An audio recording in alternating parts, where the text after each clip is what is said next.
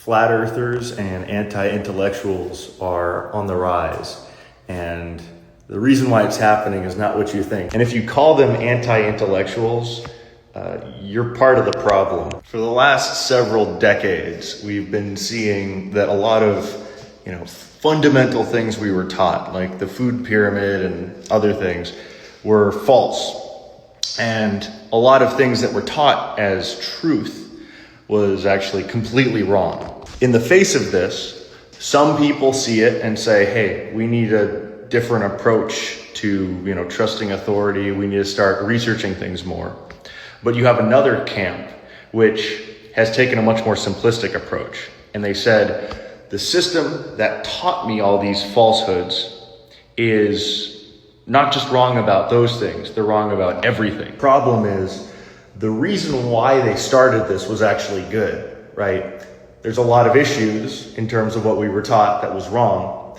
And their solution, though, is just a blanket rejection of anything that the status quo says is true. This means they get a lot of things right, but it also means they get a lot of things wrong. The big problem is that people who blindly trust our current system, they get extremely angry at these people without understanding why they think the way they do. They call them anti-intellectuals, when in all actuality, they actually use the scientific method way more than you do. Like flat earthers, they come up with these weird, experiments and stuff to try and prove their worldview.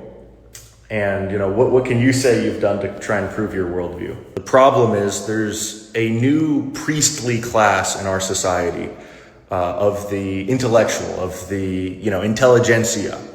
And these people cannot be questioned, and their word is absolute. So when someone says, trust the science, what they're really saying is shut up and believe, this current neo-religious order. In the real world, you question things, you talk through theories. Like if you look at the beginning of quantum mechanics, there were tons of really weird theories bouncing around there.